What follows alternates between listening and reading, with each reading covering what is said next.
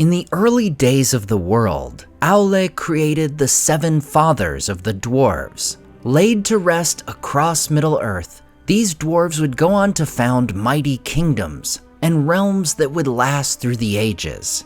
From the ancient home of Durin to newer settlements like Erebor and the Glittering Caves, the mansions and halls of the dwarves left their mark on Middle-earth. Today on Nerd of the Rings, we take a compiled look at the realms of the dwarves. First, we look at the greatest of all dwarven realms in Tolkien's writings, as we venture to the halls of Khazad-dûm. Khazad-dûm is founded sometime between the years of the trees 1050 and 1250 by Durin I, the father of the dwarves known as the Longbeards. While Durin would first awake in Mount Gundabad, he would make his way south along the eastern side of the Misty Mountains. Finally, he would arrive at the valley of Azanabuzar. There, he comes to a lake, and peering into it, he sees a crown of 7 stars above his head, and takes this as a good sign. He heads into the mountain and begins to build Khazad-dûm. The lake would come to be known as Kheled-Zaram, or the Miramir, and the dwarves would place a great pillar named Durin's Stone near the lake, in honor of Durin seeing the crown of stars and founding Khazad-dûm. The name Khazad-dûm means dwarves' mansion in Khazad-dûm, and the city would indeed live up to that name. Durin and his people begin digging into the mountain and also build the East Gates, the great eastern doorway into the Dwarven kingdom. Upon entering the gates, one would come directly into the first hall. From there, one would go through a wide passage and stairs, which lead to the bridge of Khazad-dûm. The bridge is built with defense of the Dwarven realm in mind. It was a narrow walkway that crossed over a great chasm. Should any invading army breach the outer defenses, they would be forced to cross the roughly 50-foot bridge single file, making them incredibly vulnerable to Dwarven attack. Upon crossing the bridge, one would come to the second hall, and onward to the rest of the city. Over the centuries, Durin's folk build Khazad-dûm into an immense city, made of many chambers, passages, halls, and mines. In total, there were 7 levels of Khazad-dûm going upward, and 7 deeps going downward, measured from the base level of the East Gate. The eastern portion of Khazad-dûm is made into the city itself, whereas the expansions going toward the west are mining areas. So great and famous was Durin's realm of Khazad-dûm that even the elves of Beleriand in the First Age had heard of it from the dwarves in the Blue Mountains. In addition to their great halls and mines, the dwarves also constructed a tower at the pinnacle of the Silvertine, a peak of the Misty Mountains which the dwarves call Zaraxagil. It is known as Durin's Tower, and could only be reached by taking the Endless Stair, which led from the very foundations of the mountain. Having seen the rise of the greatest dwarf kingdom in Middle-earth, Durin I dies sometime before the end of the First Age. After the destruction of Beleriand, most of the dwarves of Nogrod and Belagost leave their ruined homes in the Blue Mountains and join Durin's folk in Khazad-dûm. This has unforeseen benefits for the dwarves of the Misty Mountains. Not only do their numbers swell, but the dwarves of the West bring with them their great skill as blacksmiths and masons. This brings what was already a great dwarven kingdom to new heights, likely the very pinnacle of its history. By this time, Khazad-dûm's mining had expanded the realm to the westernmost part of the Misty Mountains, so that one could travel underground the entire width of the mountains. At the walls of Moria, on its western side, the doors of Durin are built by the 2 greatest craftsmen of the Second Age, the dwarf Narvi and his friend Celebrimbor of Eregion. The West Gate is built sometime between 750 and 1500 of the Second Age. The doors are made so well by Narvi that when closed, they could not be seen as doors, but simply appeared as the side of the mountain. Celebrimbor inlays the design and words of the door with ithildin, a material that could only be seen by reflected starlight and moonlight. Ithildin was created by the elves using Khazad-dûm's most valuable commodity, mithril. Upon the doors were the hammer and anvil, the symbol of Durin. A crown and 7 stars, signifying Durin's crown that led him to found the realm. 2 trees symbolizing the tree of the High Elves, and a single star, which was the emblem of the House of Feanor, Celebrimbor's own family line. In the top left, in Feanor's own Tengwar script, is the letter Kalma, or C, for Celebrimbor. In the top right is the letter Ore, or N, for Narvi. And near the base was Ando, or D, for Durin. The inscription, arched across the top, read, Enin Durin, aran Moria, pedo melon amino, im Narvi, hen ekant, Celebrimbor o Eregion, teithant ithiuhin. Translated by Gandalf, it read, The doors of Durin, Lord of Moria, speak, friend, and enter. I, Narvi, made them. Celebrimbor of Hollin drew these signs. Little known to Gandalf in the later Third Age, this inscription properly translated was, Say, friend, and enter. For when these doors were made in the Second Age, it was a much more friendly and simpler time. Sauron had not yet caused trouble or made war in Erebor, and the doors themselves typically stood open for free travel and trade between the peoples of the mountain and those of Eregion. However, this friendship and happiness would not last, for Sauron would come to Eregion. In 1697, Sauron destroys the Elven realm and kills Celebrimbor in his attempt to seize all the rings of power. After the dwarves aid Elrond by attacking Sauron from his rear guard, they retreat into the mountain and close the doors of Durin behind them. From this time on, the doors of Durin would not be opened from the outside again, until the Fellowship of the Ring does so in 3019 of the Third Age. This cuts the dwarves off from the elves of Erebor, and the friendship between the races begins to dwindle. It's worth noting that prior to the sack of Eregion, Galadriel and her daughter Celebrian had traveled through Khazad-dûm in order to reach the Elven realm to the east. Thus, they were safe from the war of the elves and Sauron, thanks in part to their dwarven friends.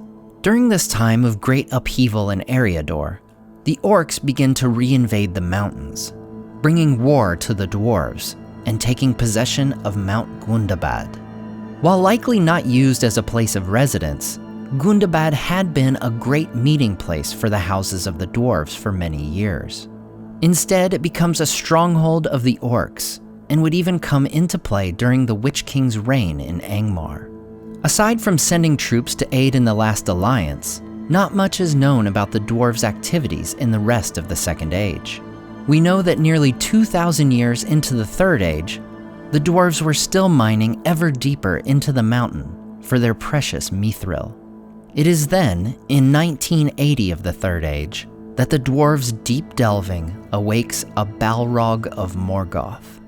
The Balrog wreaks havoc upon Khazad-dûm, bringing great destruction and killing King Durin VI, earning its name among the dwarves, Durin's Bane. The dwarves would hold on to the hope of maintaining their home until the following year, when King Nine I was also killed. Defeated, the dwarves flee from their great kingdom and make their way to the northeast.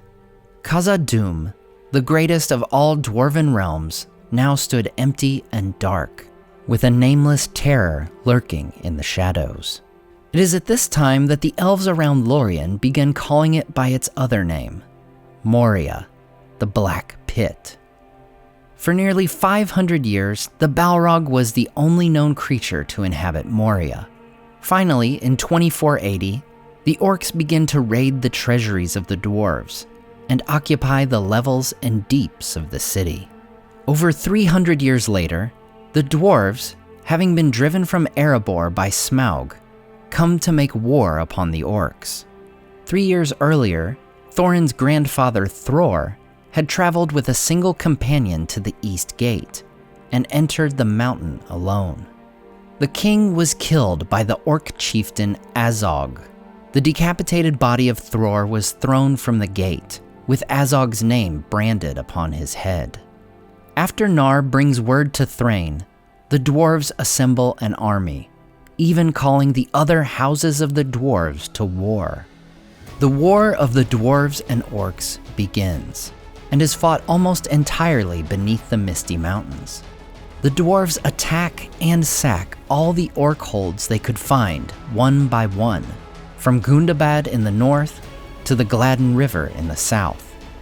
While we don't know much about this underground battle, we know that the dwarves are said to have excelled in combat on their home field of the mines and tunnels.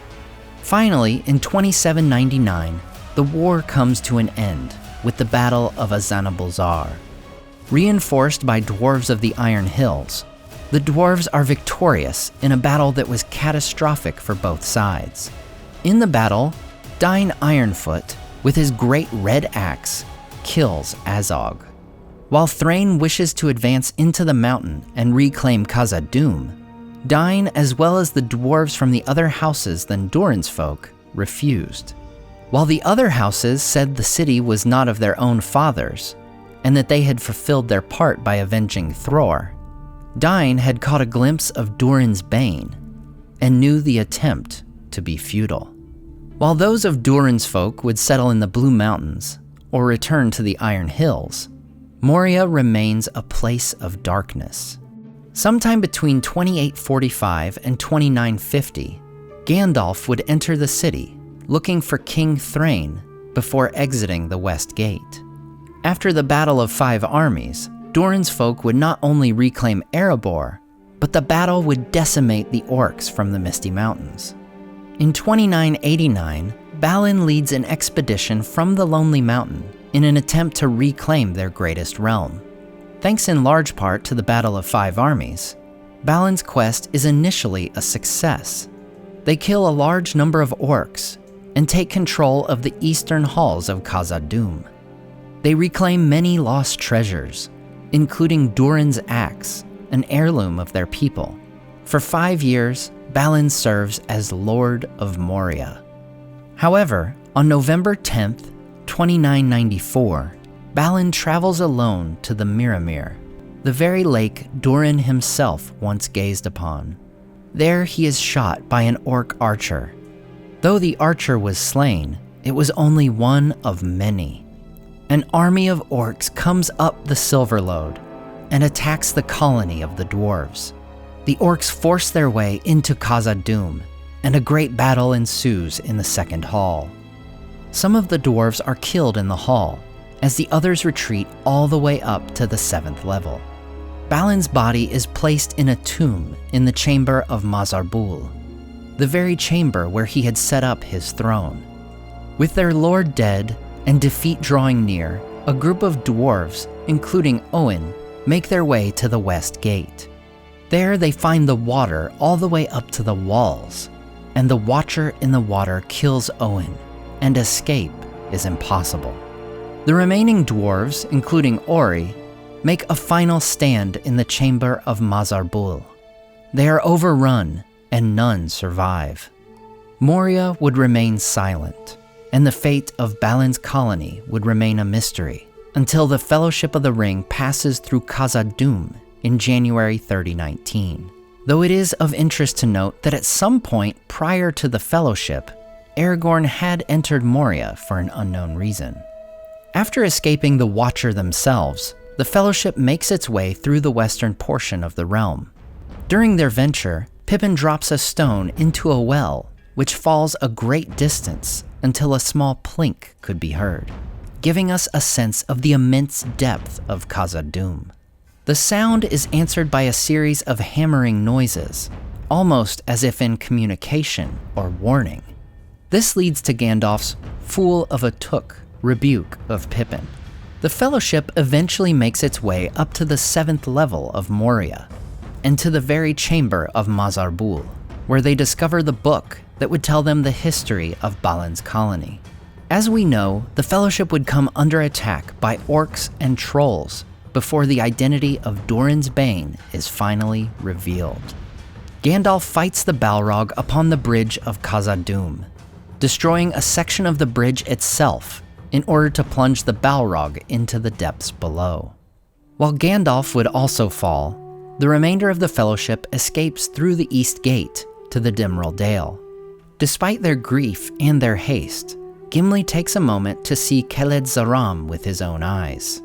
Taking Frodo with him, they gaze into the Miramir. As the Fellowship makes its way to Lothlorien, Gandalf would pursue the Balrog up the Endless Stair on January 23rd. After fighting upon the Silvertine for 2 days, Gandalf finally defeats his enemy. In the battle, the tower itself is destroyed, and the entrance to the stairway is blocked, leaving Gandalf stranded atop the mountain. During the journey through Moria, Gimli sings the Song of Durin, which describes the history of Khazad-dûm. The world was young, the mountains green, no stain yet on the moon was seen, no words were laid on stream or stone, when Durin woke and walked alone. He named the nameless hills and dells, he drank from yet untasted wells. He stooped and looked in Miramir, and saw a crown of stars appear, as gems upon a silver thread, above the shadow of his head. The world was fair, the mountains tall, in elder days before the fall of mighty kings in Nargothrond and Gondolin, who now beyond the western seas have passed away. The world was fair in Durin's day. A king he was on carven throne, in many pillared halls of stone, with golden roof and silver floor, and runes of power upon the door. The light of sun and star and moon, in shining lamps of crystal hewn, undimmed by cloud or shade of night, there shone forever, fair and bright.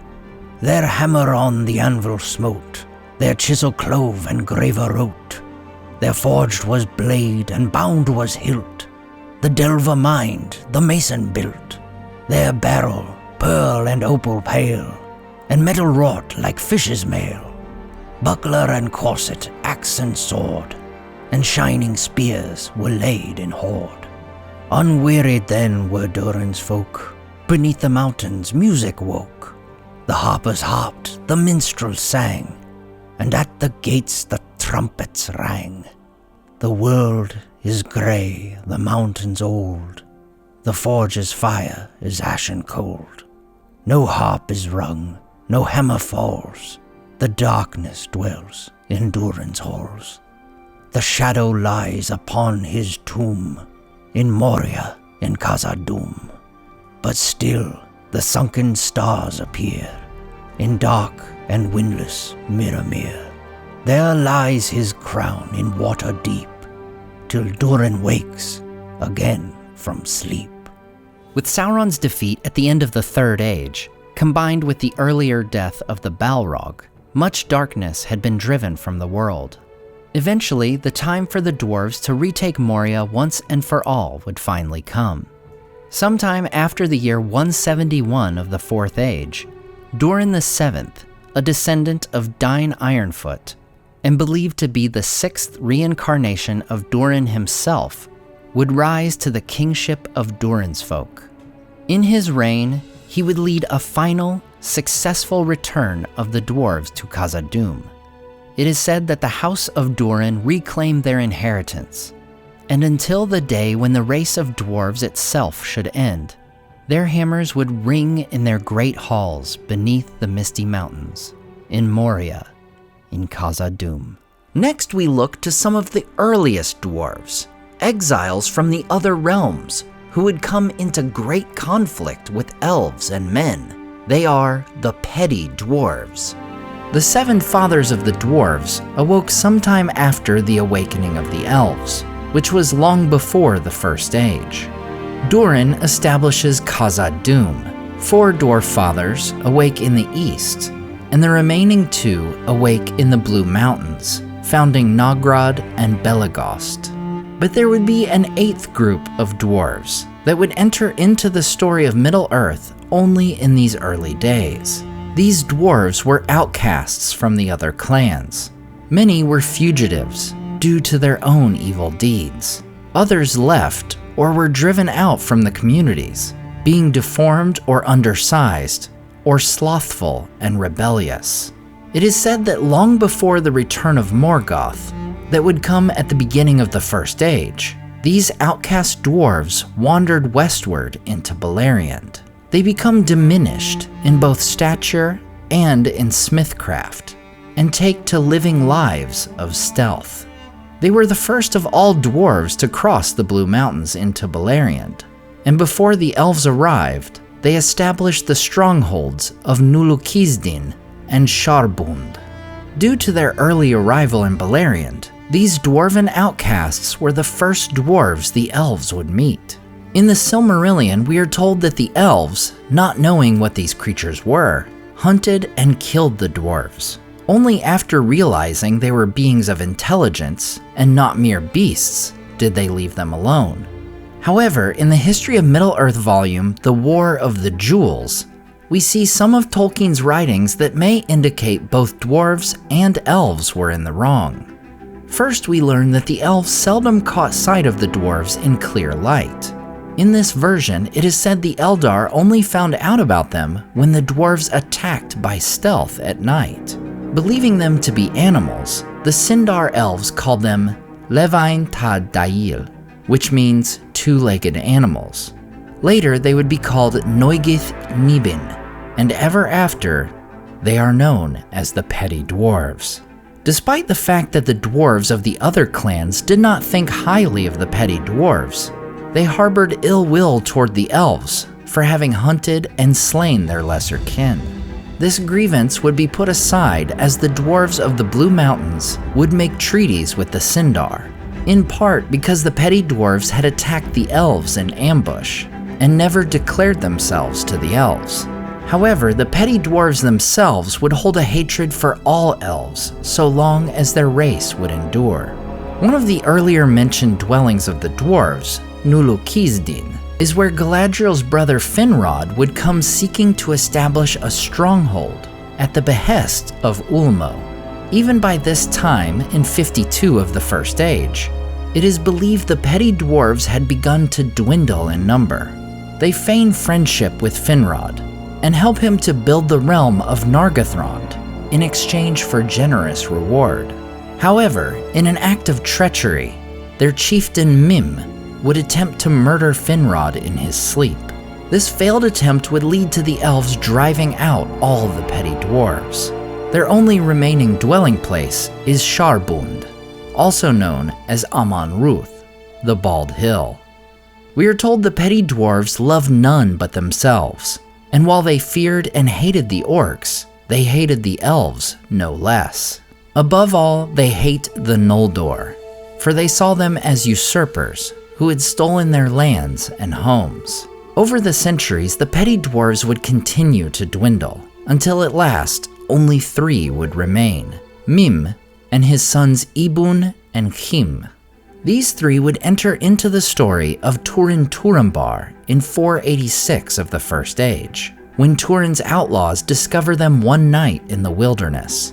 They capture Mim, and an archer shoots an arrow at his sons as they flee. Mim agrees to take the men to his home, a place where Turin's company could live without fear of being found by Morgoth's forces. Mim takes them to Aman-Ruth, but now calls it Bar and Danweth, the House of Ransom. They arrive to find Him has been killed by the arrow shot by the archer. Turin's genuine remorse at the loss of Mim's son earns some measure of respect from the dwarf, though Mim would pronounce a curse upon Androg, the archer who had loosed the arrow. You speak like a dwarf lord of old, and at that I marvel. Now my heart is cooled, though it is not glad. My own ransom I will pay, therefore you may dwell here if you will. But this I will add, he that loosed the shaft shall break his bow and his arrows, and lay them at my son's feet. And he shall never take arrow nor bear bow again. If he does, he shall die by it. That curse I lay on him." Endrog was afraid when he heard of this curse, and though he did so with great grudge, he broke his bow and his arrows and laid them at the dead dwarf's feet. But as he came out from the chamber, he glanced evilly at Mim and muttered, "The curse of a dwarf never dies, they say, but a man's too may come home. May he die with a dart in his throat." As the story unfolds, it seems as though a friendship may develop between Turin and Mim. Throughout the coming winter, Turin would sit for many long hours listening to the dwarf's lore and tales of his long life.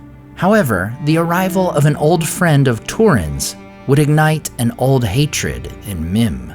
For Beleg Strongbow, one of the greatest elves of the age, would finally locate his friend and would stay for a time in Baran Dunwaith. The dwarf despises the elf and resents his friendship with Turin. His hatred only grows when Beleg heals Endrog from a poisoned arrow wound, thwarting Mim's curse, at least for the time being. One night, Mim and Ibun are captured by orcs. Mim would betray Turin's company, though he would request that Turin himself not be slain. We are never told what becomes of Ibun, though it is possible he was killed by these very orcs, or in some later mishap. Thus, guided by Mim, the orcs come to the secret dwelling and destroy the company. Endrog is once again hit with an arrow, and though mortally wounded, his last act would be to cut Beleg from his bonds. Turin is captured and taken away, and Mim is left behind. And at length, when all was silent again, Mim crept out of the shadows of his house. And as the sun rose over the mists of Sirion, he stood beside the dead men on the hilltop. But he perceived that not all those that lay there were dead, for by one his gaze was returned, and he looked in the eyes of Beleg the elf. Then with hatred long stored, Mim stepped up to Beleg, and drew forth the sword Anglakel, that lay beneath the body of one that had fallen beside him. But Beleg, stumbling up, seized back the sword and thrust it at the dwarf. And Mim, in terror, fled wailing from the hilltop. And Beleg cried after him, "The vengeance of the house of Hador will find you yet." Years later, in 495 of the First Age, the realm of Nargothrond would fall to the dragon Glaurung, thanks in part to the folly of Turin himself.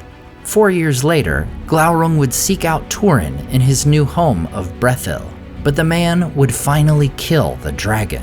With Nargothrond now in a ruined state, with no dragon, orcs, or elves inhabiting it, Mim makes his way to his former home, seeking its treasure for himself.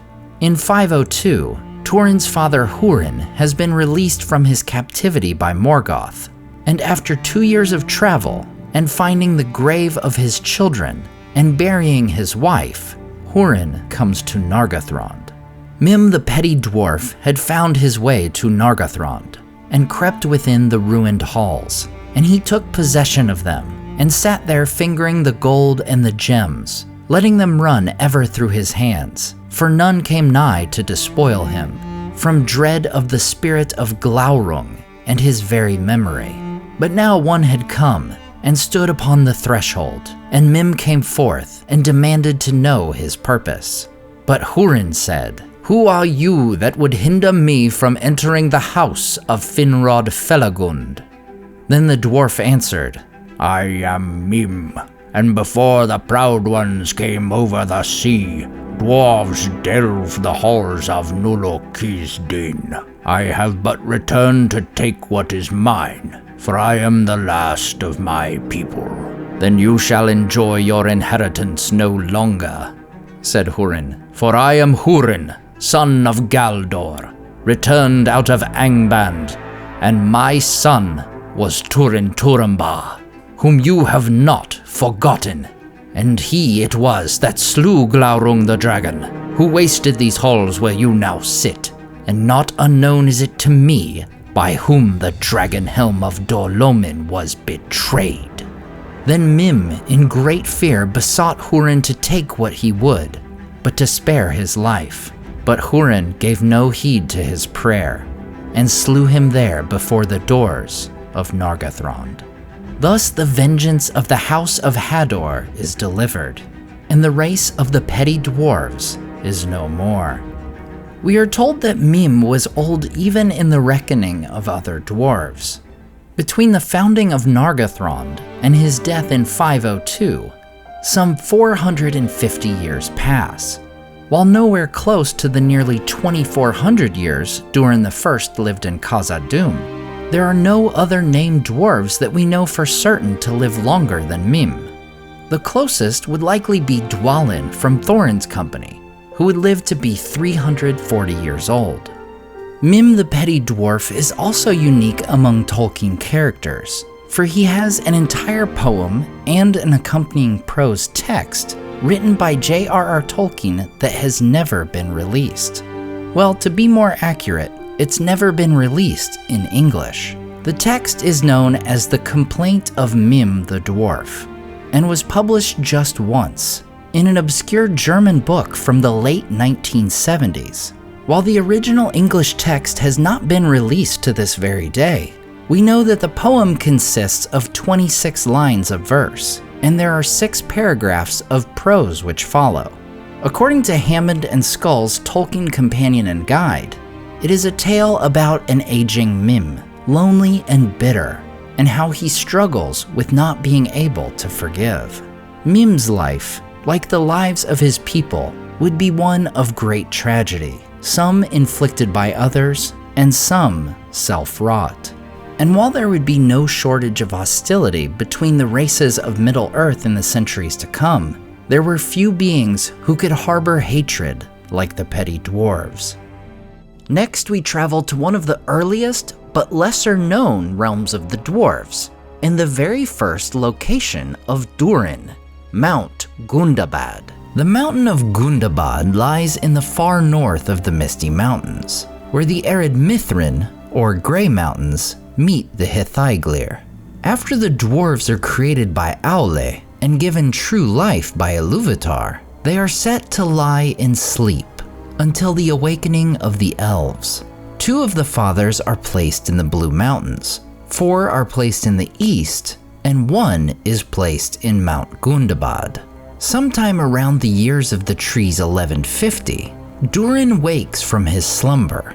However, he would not remain in Gundabad. Rather, he travels south along the Misty Mountains, where no mortal had yet traveled, naming the nameless hills and dells, drinking from yet untasted wells. Durin would establish the great dwarven realm of Khazad-dûm, many miles south of Gundabad. However, the northern mountain would remain a place of great importance for the dwarves. In the peoples of Middle-earth, we learn that while the Firebeards and Broadbeams in the Blue Mountains, and the Ironfists and Stiffbeards, and Blacklocks and Stonefoots in the east, are quite far from the Longbeards, that is, Durin's folk, all 7 kindreds were in communication with one another, and in the early ages they would often hold assemblies of delegates at none other than Mount Gundabad.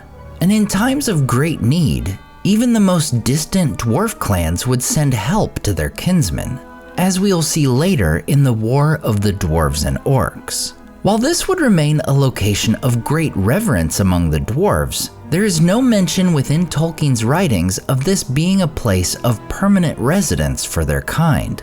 Gundabad is next mentioned about midway through the Second Age. After Sauron conquers Eregion in 1697, his attempt at destroying Elrond's host is thwarted when the dwarves attack his rear flank, allowing Elrond to escape and establish Imladris in the north. Sauron's forces drive the dwarves back, but once the doors of Durin are closed, Khazad-dûm is impenetrable.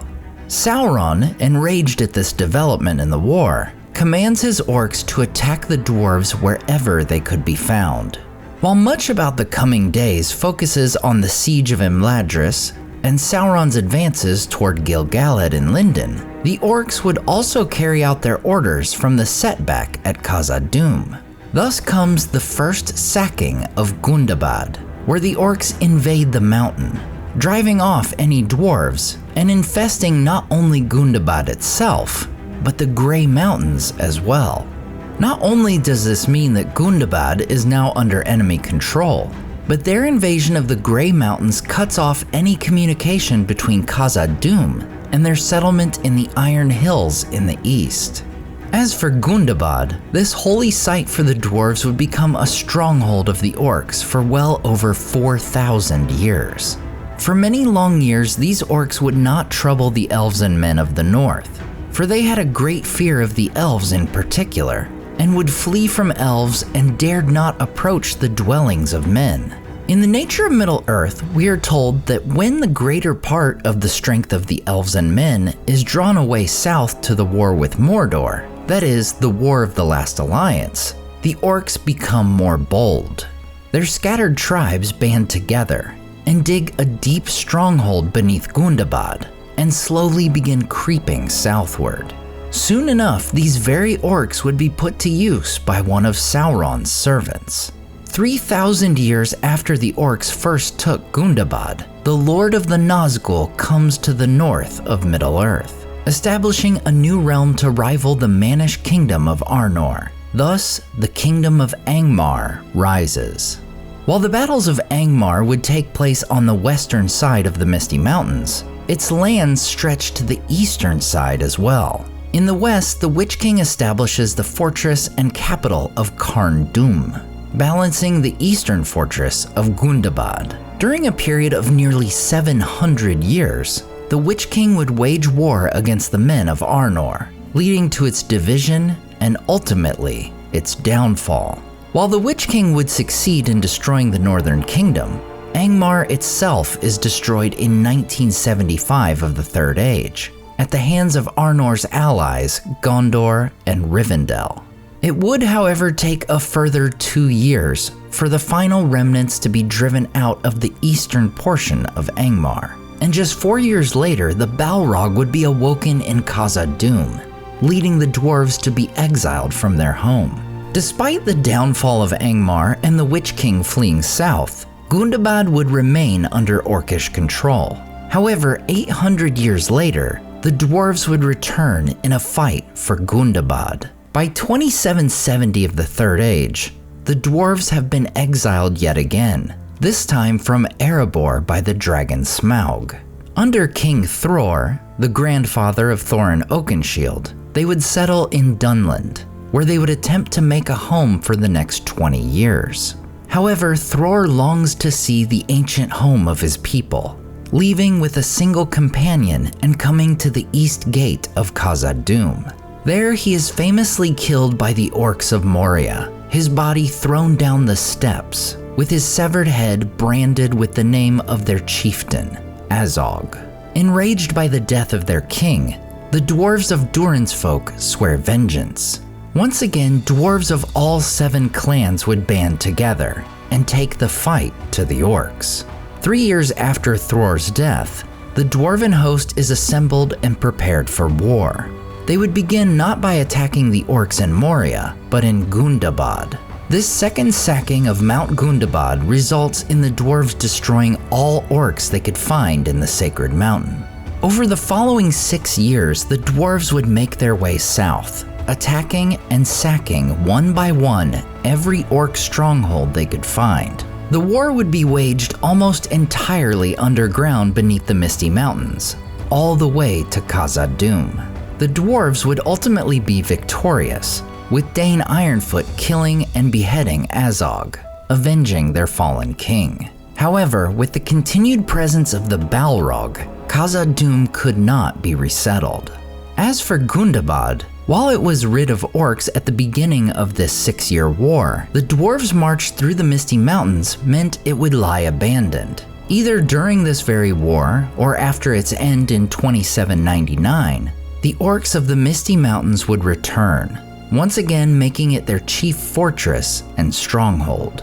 This very civilization of orcs would come into play once again against the dwarves. In 2941, the company of Thorin Oakenshield enters the Misty Mountains after leaving Rivendell. During their escape from captivity, Gandalf kills the Great Goblin, the chieftain of the orcs of Goblin Town. It's possible that the Great Goblin was actually the leader of all the orcs of the Misty Mountains. As such, the orcs are enraged at the death of their chief, and they gather at Mount Gundabad seeking revenge. They are led by Bolg, the son of Azog. After hearing of the death of Smaug, Bolg and his army marches upon the Lonely Mountain. While they would take the bickering dwarves, elves, and men by surprise, the orcs would ultimately be decimated in the Battle of Five Armies. All told, it is said that 3/4 of the goblin warriors of the north were killed in the battle. Gundabad would continue to be an orcish realm. However, due to the Battle of Five Armies, it and the orcs of the Misty Mountains as a whole would be greatly diminished throughout the remainder of the Third Age. After this, we are told nothing else of Mount Gundabad. We know that over time, the dwarves of Erebor would expand. Gimli founds the glittering caves at Helm's Deep, and eventually they would reclaim their great ancestral home of Khazad-dûm. Whether Gundabad itself would ever return to dwarven control, we can only guess. This sacred awakening place of Durin the Deathless would be remembered as one of the locations fought over by the dwarves and their underground enemies, the orcs. Our next realm is one of the longest enduring settlements of the dwarves, starting in the First Age and re-emerging in the Third Age, though greatly reduced in size and power. It is the realm of the Blue Mountains. In the shaping of Middle-earth, we learn the origin of the Ered Luin, or Blue Mountains. After Melkor destroys the two lamps, the Valar travel west to make their new home of Valinor. In an effort to protect Valinor from attack, they thrust Middle-earth farther away from their new land. As a result, 4 ranges of mountains are formed in Middle-earth, including the Blue Mountains. During their days in Valinor, the Vala Aule would travel to the darkness of Middle-earth, where he would create the 7 fathers of the dwarves and their spouses. After being confronted by Ilúvatar, Aule would be made to set his children to sleep beneath the various mountains of the world. 2 of these couples Aule would place in the Blue Mountains. These dwarves, known as the Broadbeams and Firebeards, would be the westernmost of all clans of the dwarves, and the only dwarves to take part in the events of the First Age. Sometime after the awakening of the elves in the year of the trees 1050, the dwarves scattered across Middle-earth would wake in their mountain homes. The Firebeards and Broadbeams would found 2 great dwarf cities within the Blue Mountains, Belagos to the north and Nogrod to the south. In the year of the trees 1250, these dwarves would first enter the lands of Beleriand and meet the Sindarin elves. Together, the elves and the dwarves of Belagost would build the city of Menegroth in King Thingol's realm of Doriath. Menegroth would be remembered as a remarkable underground fortress. Indeed, its very name means 1,000 caves. In exchange for their help, the dwarves are rewarded with knowledge from Melian, as well as the great pearl Nymphelos, which the chieftain of the dwarves prized above a mountain of wealth. This was good, as the dwarves, though unwearied and eager for new works, were known to expect payment for their toil. In the First Age, we find both Nogrod and Belagost would trade with the elves, specifically the Sindarin elves of Doriath. They would even have a road made as a route for this trade. Simply known as the Dwarf Road, it would run from the mountains between the 2 cities, west along the north of the Asgar River, before crossing the Gelion at Sarn Athrad. Though they are often referred to together, the dwarves of Nogrod and Belagost have quite different reputations and histories. Nogrod, which translates to hollow delving, is particularly known for its craftsmanship, having some of the greatest smiths of the First Age. One such smith is Gamel Zarak, whose work was said to be well represented in the treasuries of Thingol. Zirak the Old's student was Telkar, who would eclipse his master in achievement. Telkar would forge the knife Angrist, which Beren would use to pry a Silmaril from Morgoth's Iron Crown. He would also create the famed Dragon Helm of Dorlomin and the sword Narsil, the very blade used by Elendil of Numenor and later reforged for Aragorn. Meanwhile, when it came to Belegost, which means Great Fortress, it is known to typically have better relations with the elves, and the divide between such relations would only become greater with dark deeds to come. The dwarves of Belegost would not only be friendly with the Sindar, but also the Noldor, whom they first meet when the sons of Feanor and their people come to Mount Rerir. Indeed, it was another of the Noldor that the dwarves of Belegost, and possibly those of Nogrod, would assist in the building of a new realm in 102 of the First Age. This elf was none other than Galadriel's brother, Finrod. In the Silmarillion, we are told, in that labor Finrod was aided by the dwarves of the Blue Mountains, and they were rewarded well, for Finrod had brought more treasures out of Tirion than any other of the princes of the Noldor, and in that time was made for him the Nauglamir, the necklace of the dwarves, most renowned of their works in the elder days. Not only did the dwarves of the Blue Mountains get great riches for their work in delving yet another great elven city, but they also gave to Finrod a masterwork of their race, the Nauglamir. Finrod would also receive a new name from the dwarves, leading him to be called Felagund, meaning maker of caves. When it comes to these First Age dwarves, there are very few known by name. Aside from the great smiths of Nogrod, the most notable is Azagal, who was the lord of Belegost. One day, while traveling on the Dwarf Road in East Beleriand, Azagal is attacked by orcs. Fortunately, he is aided by Maithros, the eldest son of Feanor. For his help, Azagal gives to Maithros a great helm, none other than the dragon helm made by Telkar. Azagal and the Belegost dwarves would remain allies of the Noldor, and in 468, he would join the Union of Maithros. This alliance is organized by the sons of Feanor to make a great war upon Morgoth, and features elves and men from across the lands of Beleriand. 4 years later, when the battle is fought, the dwarves would take part in the Eastern Campaign, joining the elves and Easterlings. While some of the Easterlings would betray the army, the dwarves would remain fiercely loyal to Maithros. As the battle becomes a disaster, Azagal and his people aid the elves in their retreat, standing firm against the very worst of Morgoth's forces, the dragon Glaurung. Last of all the eastern force to stand firm were the dwarves of Belegost, and thus they won renown, for the Naugrim withstood fire more heartily than either elves or men, and it was their custom moreover to wear great masks in battle, hideous to look upon, and those stood them in good stead against the dragons. And but for them, Glaurung and his brood would have withered all that was left of the Noldor. But the Naugrim made a circle about him when he assailed them, and even his mighty armor was not foolproof against the blows of their great axes. And when in his rage Glaurung turned and struck down Azagal, lord of Belegost, and crawled over him, with his last stroke Azagal drove a knife into his belly, and so wounded him that he fled the field, and the beasts of Angband in dismay followed after him.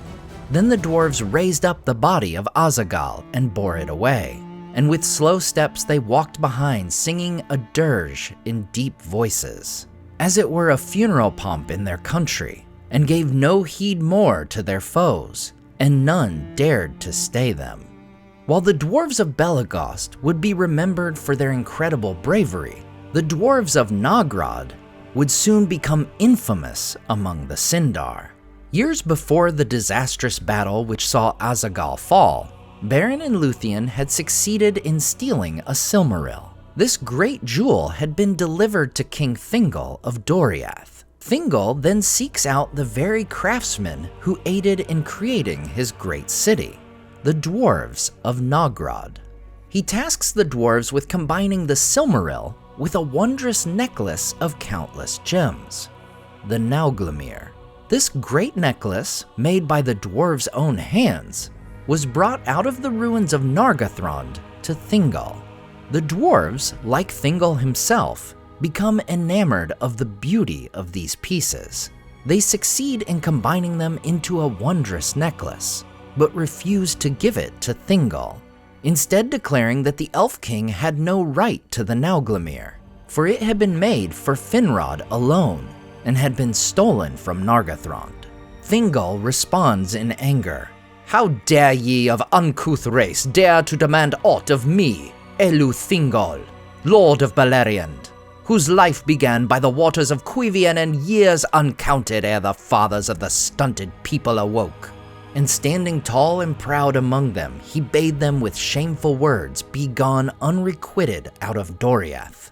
The lust of the dwarves is then kindled into a rage by the words of Thingol, and they slew the king where he stood. Making off with the prized Nauglamir, the dwarves flee eastward, but are pursued and killed by the elves of Doriath.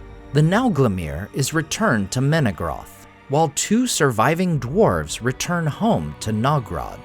There the dwarves weave a tale of the Elven King cheating them of payment and ordering them killed. Nogrod gathers a great host and sends word to Belegost, asking them to join. Belegost refuses. Thus the host of Nogrod marches alone into Doriath to the very caves of Menegroth. Both elves and dwarves would suffer heavy losses in the battle in the Thousand Caves. Ultimately, the Nauglamir would be taken by the dwarves, and one of the elves' greatest warriors, Mablung of the Heavy Hand, would be slain. As the dwarves make their way back to Nogrod with great treasures taken from Menegroth, word comes to Beren, who travels north with a company of green elves, ambushing the dwarves near Sarn Athrad. Once again, there are surviving dwarves who make their way east in hopes of escape. These hopes are quickly dashed as they climb the slopes of Mount Dolmed, where a group of Ents drive the dwarves into the forest, where all would perish.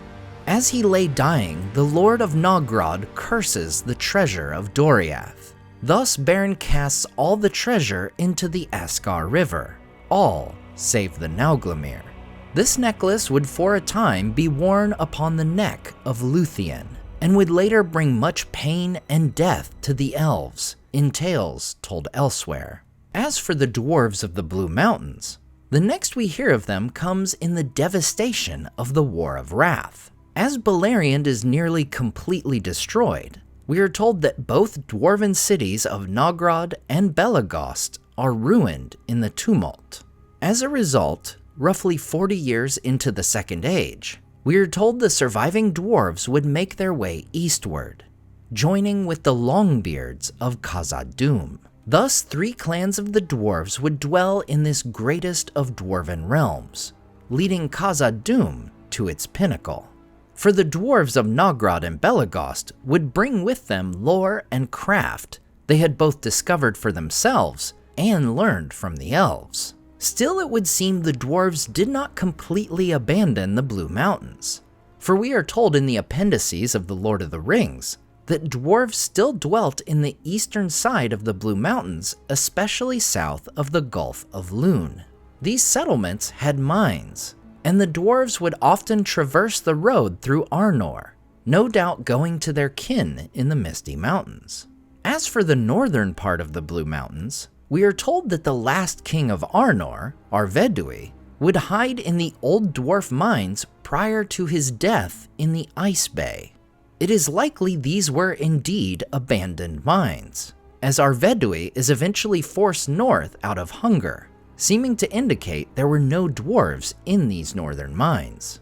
The next and perhaps most well-known of the events in the Blue Mountains would come late in the Third Age. Over centuries, the dwarves of Khazad-dûm would be displaced time and again, first by the Balrog in Moria, then by dragons in the Grey Mountains, then by Smaug in Erebor. It is the last of these which lead Durin's folk to temporarily settle in the lands of Dunland. After a war of vengeance against the orcs of the Misty Mountains, King Thrain would lead his people to the Blue Mountains in 2802, becoming the first kingdom in the Blue Mountains for over 6,200 years. Notably, this would mean that very few dwarves would live in the Blue Mountains during the time an elven realm existed around them. For the duration of the Second Age, the kingdom of Lindon would be a vital location for the Free Peoples. But by the time Thrain re-establishes a major settlement in the Ered Luin, Lindon has been reduced to a small realm of elves at the Grey Havens. For 39 years, Thrain would rule his people in the Blue Mountains before he leaves with a company determined to return to Erebor. On this journey, the king would go missing, captured and imprisoned in Sauron's fortress of Dol Guldur. The kingship passes to his son, Thorin Oakenshield. Under Thorin's rule, the dwarves of the Blue Mountains would prosper, yet the years lengthened. The embers in the heart of Thorin grew hot again, as he brooded on the wrongs of his house and of the vengeance upon the dragon that was bequeathed to him. He thought of weapons and armies and alliances, and his great hammer rang in the forge. But the armies were dispersed and the alliances broken, and the axes of his people were few, and a great anger without hope burned him, as he smote the red iron on the anvil. One day, as he is traveling west back to his home in the Blue Mountains, Thorin has a chance meeting with Gandalf the Grey at the Prancing Pony in Bree. This meeting, taking place on March 15, 2941, would lay the foundation for their great quest.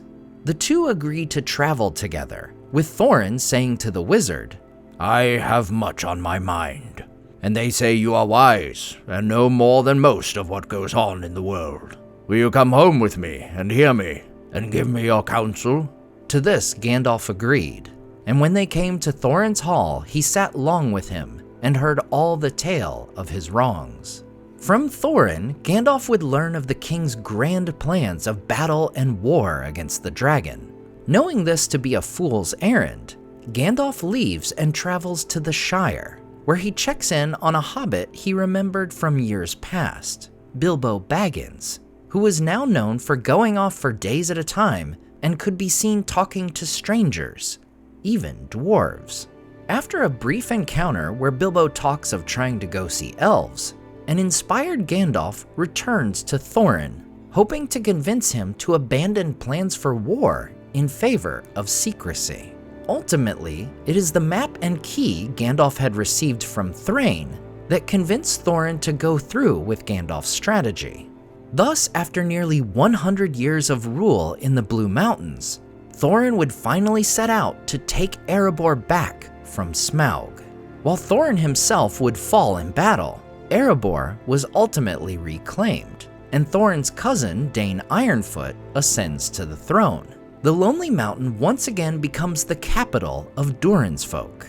And while it is believed many dwarves of the Blue Mountains would relocate to Erebor, some of their people would continue to dwell in Thorin's Hall in the Blue Mountains.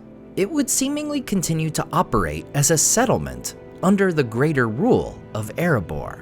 We are told that dwarves would travel the east-west road through the Shire to go back and forth to the mines of the Blue Mountains. By the time of The Lord of the Rings, these dwarves were said to have been the hobbits' chief source of news from distant parts, if they wanted any, of course. For as a rule, dwarves said little, and hobbits asked no more.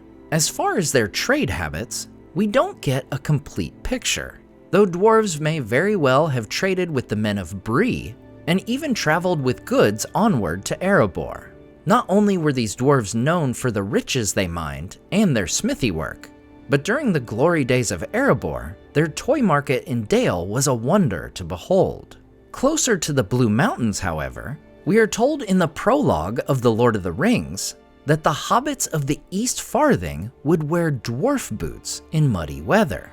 Interestingly, there are also 3 dwarves who help Bilbo Baggins move from Bag End when he leaves for Rivendell. As they are unnamed in the final text, it is unlikely they were among the original company of Thorin Oakenshield. In an earlier version of the text, there were actually 4 dwarves aiding him, and their names are listed as Nar, Anar, Lofar, and Hanar. We cannot say for certain, but it's possible these dwarves were either from the Blue Mountains or from Erebor. In the days leading up to the War of the Ring, Frodo Baggins was said to have often met dwarves from far countries, seeking refuge in the West. This refers to the 4 clans of the dwarves who lived in the lands of Rhûn, for they spoke of the enemy and the land of Mordor. And it is likely that these dwarves would join with Durin's folk in the Blue Mountains. If this is indeed the case, it is possible that the Ered Luin would ultimately be home to dwarves descending from all 7 of the great clans. While much would change after Sauron's defeat, including another new realm founded by Gimli, dwarves would continue to dwell in the east side of the Blue Mountains as they had for the previous 2 centuries. Through both friendship and bloodshed with elves, destruction, refounding, and amidst the rise and fall of other dwarven lands, the Blue Mountains would remain a place for the dwarves of Middle-earth to call home. Next, we look at one of the newer realms of the dwarves, though ironically one of the first ever published by Tolkien, the Kingdom of Erebor. While the Lonely Mountain wouldn't become a kingdom until well into the Third Age, we know that the dwarves of Durin's folk had control over the mountain during the early Second Age at the latest. They also had control of the nearby Iron Hills, as an additional settlement of their people. The mountain would take on a much more important role after the fall of Khazad-dûm to the Balrog in 1981 of the Third Age. With both Durin VI and his son Nain I killed by the Balrog, the kingship of Durin's folk passes to Thrain I. Thrain leads a group of his people in their exile from Moria to the Lonely Mountain. There, the dwarves dig halls and caves in order to create an underground city. Thus, the kingdom under the mountain is born in 1999 of the Third Age. As Thrain I rules his people as the first king under the mountain, the dwarves discover riches within the rock, including the Arkenstone. The increasing wealth of Erebor leads men to found their own settlement between the slopes of the mountain. Thrain I dies in 2190 of the Third Age, passing the kingship to his son, Thorin I. Now real quick, it's important to note these are not the Thrain and Thorin of the Hobbit tale. Those dwarves are the second of their names, whereas these are the first. Thorin I would rule as king under the mountain for 20 years, before making a huge decision for his people. They would abandon the Lonely Mountain. In the aftermath of Khazad-dûm's fall, Erebor was not the only location the dwarves fled to. Most notably, a great number of dwarves settled in the Ered Mithrin, the Grey Mountains north of Mirkwood. Thorin I hoped to reunite Durin's folk, as well as take advantage of the mountains themselves, which were largely unexplored and richer for mining. They leave Erebor, which would remain a much smaller settlement for the dwarves, and make their way to the Ered Mithrin. For well over 300 years, the dwarves of Durin's folk would prosper in their capital, now in the Grey Mountains. However, a great and terrible threat would come, one that would plague them for many long years: dragons. As Tolkien says in Appendix A, but there were dragons in the wastes beyond, and after many years they became strong again and multiplied, and they made war on the dwarves and plundered their works. In 2570 of the Third Age, the dragons from the northern waste make war upon the dwarves. What is notable is that for 20 long years, the dwarves would hold out against this mighty foe. Like the dwarves of the First Age fighting against the dragons of Morgoth, the dwarves show it is possible to withstand such a mighty foe for a time. However, in 2589, the dragons attack the very halls of King Dain I. Both the king and his second son are killed by a great cold drake. That is, a dragon that cannot breathe fire. With the death of the king, most of the dwarves abandon the Grey Mountains in the following year. The kingship is now passed to Thror, the grandfather of Thorin II, Oakenshield. He leads his people back to Erebor with the Arkenstone in hand, re-establishing the kingdom under the mountain. Thror's younger brother, Gror, leads another group to the nearby Iron Hills, establishing a lordship for this long-held dwarven settlement. Erebor once again becomes the capital of Durin's folk, and over the next 200 years, the dwarves of the Lonely Mountain would become the greatest smiths in Wilderland. Both Erebor and the Iron Hills would prosper greatly, as would their closest neighbor. The settlement of men in the valley of the mountain would become a great city, the city of Dale. The men of Dale and the dwarves of Erebor would have a great friendship, and both would prosper greatly in the years to come. However, this would not last. A familiar foe would come to wreak havoc upon the people of this land, a dragon. This was not any mere dragon, it was Smaug, the greatest fire-breathing dragon of all the Third Age. Smaug had heard of the wealth of Erebor, and in his lust for riches, one night in 2770, he descends upon the Lonely Mountain, bringing fire and death. Then he came down the slopes, and when he reached the woods, they all went up in fire. By that time, all the bells were ringing in Dale, and the warriors were arming. The dwarves rushed out of their great gate, but there was the dragon waiting for them. The river rushed up in steam, and a fog fell on Dale, and in the fog the dragon came on them and destroyed most of the warriors. With the warriors of both dwarves and men mostly destroyed, Smaug returns to Erebor, routing the remaining dwarves and driving out any survivors. We are told Smaug then amasses a pile of gold within the mountain, which is now his. The kingdom under the mountain is no more, and the dwarves are once again exiled. All told, the death toll of the sack of Erebor is in the thousands. Most of the dwarven survivors escape to the Iron Hills, joining Gror's people. Thror, his son Thrain II, and grandson Thorin II would lead the others in their exile. These wanderings would lead to Thror's death and a war with the orcs of the Misty Mountains, before Thrain leads his people to settle in the Blue Mountains west of the Shire. As for Smaug, he would only occasionally exit the mountain over the next 2 centuries to feed. We are told he would carry away people, especially maidens of Dale, to eat, as well as continue his destruction of the city. This leads to the total abandonment of Dale, with the survivors living in Esgaroth upon the Long Lake, also known as Laketown. Their former home and the lands around both Erebor and Dale come to be known as the Desolation of Smaug. And there was neither brush nor tree, and only broken and blackened stumps to speak of the ones long vanished. This would of course not be the end of Erebor, however. With the help of the wizard Gandalf, Thorin II Oakenshield, now king of his people, organizes the Quest of Erebor, an effort to reclaim their homeland. For his part, Gandalf knew that Smaug would almost certainly ally with a resurgent Sauron and cause mass destruction in the north of Middle-earth. The company would of course come to Erebor itself after many adventures. During their time in Erebor, we learn that the southwestern spur of the mountain contains a dwarven guard post called Ravenhill, where the birds of its namesake dwelt, and from which they would carry messages for the dwarves. We also learn of the back door, a secret entrance on the western side of the mountain, which led to the bottommost cellar of the dwarven halls.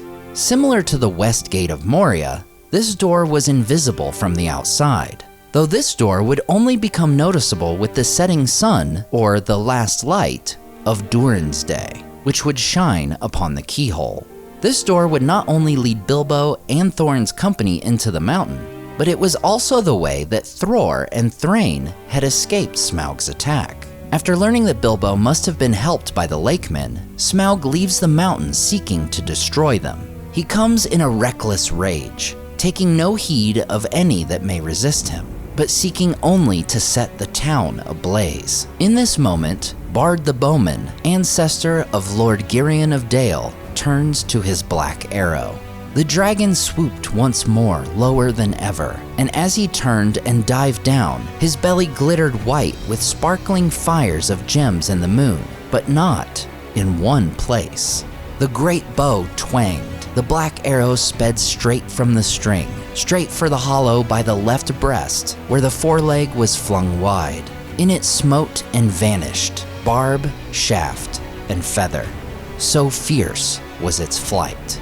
With a shriek that deafened men, felled trees, and split stone, Smaug shot spouting into the air, turned over, and crashed down from on high in ruin.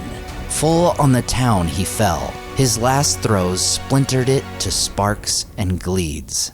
And that was the end of Smaug and Esgaroth. With the death of the dragon, Thorin and his company retake Erebor and the treasure within. He is now officially king under the mountain, and the Lonely Mountain belongs to the dwarves once more. However, the peace would be short-lived. Thorin succumbs to dragon sickness, an immense greed brought on by treasure upon which a dragon has long brooded. In his sickness, Thorin refuses to give any of the reclaimed treasure in compensation for the destroyed lake town. Along with the elves of Mirkwood, the men place Erebor under siege. The conflict nearly becomes a full-on battle with the arrival of Thorin's cousin, Dane Ironfoot, now Lord of the Iron Hills. However, Gandalf intercedes and warns that goblins and wargs from the Misty Mountains and Grey Mountains are marching upon them. Agreeing that the orcs are the enemies of all, the elves, men, and dwarves join forces, and the Battle of 5 Armies begins. The goblins, wargs, and bats would be defeated in the end, thanks in large part to the late arriving Great Eagles and Beorn. However, Thorin and his sister sons and heirs, Kili and Fili, would die from the battle. Dane Ironfoot takes up the kingship of Doran's folk, and over the coming decades, would return Erebor to its lost glory. In addition to returning wealth and prosperity, they would build great towers upon the mountain itself, and dig roads deep underground. With the returning prosperity of the dwarves, comes the returning prosperity of their mannish neighbors. Dale is re-established as its own kingdom, with Bard himself becoming its first ever king. The men would commonly be known as Bardings, in affection for their first ruler. Despite the renewed glory of their realms, both dwarves and men would face a new threat with the coming War of the Ring.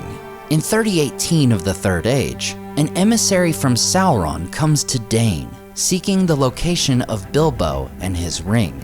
Dane turns the messenger away and sends Glóin and Gimli to Rivendell to warn Bilbo that Sauron was seeking him. Months later, King Brand, the grandson of Bard, holds an invading army of Easterlings at the river Carnan for a time, but is eventually driven back. And on March 14, 3019, the Battle of Dale begins. A combined force of men and dwarves march out to meet the Easterlings at the feet of the mountain. For 3 days, the armies take part in bloody, close-quarters combat. On March 17th, King Brand is killed, and Dane fights to his last breath, defending the body of his friend. With their king slain, the men and dwarves retreat into the mountain. Led now by their princes, Bard II and Thorin III Stonehelm, they withstand the ensuing siege of Erebor. For 10 days, they are made to hold out against Sauron's northern army. On the 8th day, March 25th, the One Ring is destroyed, along with Sauron's southern forces. Seeing the morale of their foes fall with the news from the south, Thorin and Bard lift the siege on March 27th, driving the Easterlings out of Dale and back to Rhûn. With the victory, Thorin Stonehelm is officially crowned the 6th Dwarven King under the mountain, and Bard II becomes King of Dale. They each send ambassadors to the coronation of King Aragorn Elessar and would remain in friendship with Gondor. From that moment onward, both Erebor and Dale would fall under the protection of the High King of the reunited kingdom. We are told that both realms would continue to prosper well into the Fourth Age, even after Khazad-dûm is reclaimed by Durin VII, sometime after the year 171. Finally free from the threat of dragons and Sauron, Erebor and Dale are left to prosper in both wealth and friendship. Finally, no Dwarven realm video would be complete without mentioning the most mysterious realm, or the one that would be founded latest. First, the realm, or realms, that are the most mysterious are no doubt those of the Dwarves of Rhûn. Ironically, these lands were the home of 4 out of the 7 Dwarven clans. Like the Firebeards and Broadbeams of the Blue Mountains, these clans awoke in pairs. The Iron Fists and Stiffbeards, and the Blacklocks and Stonefoots. While we don't know exactly where they dwelt, we know that some of the earliest men would come into contact with dwarves during their time traveling around the Sea of Rhûn. Another likely location is the Orocarni, or Red Mountains in the east. We also know that by the end of the Third Age, many dwarves would flee their lands of the east, seeking refuge with their kin in the Blue Mountains. And as I recently discussed in its own in-depth video, there were dwarves likely in the east that actually served Sauron. As for the most recent of Dwarven realms, that honor goes to the realm of Gimli, son of Glóin. For after the War of the Ring, he would lead a group of dwarves from Erebor to the land of Rohan. Remembering the beauty of the caves behind Helm's Deep, he would, with the permission of King Éomer, establish a colony of Durin's folk loyal to King Thorin Stonehelm of Erebor. Thus, Gimli becomes the first Lord of the Glittering Caves.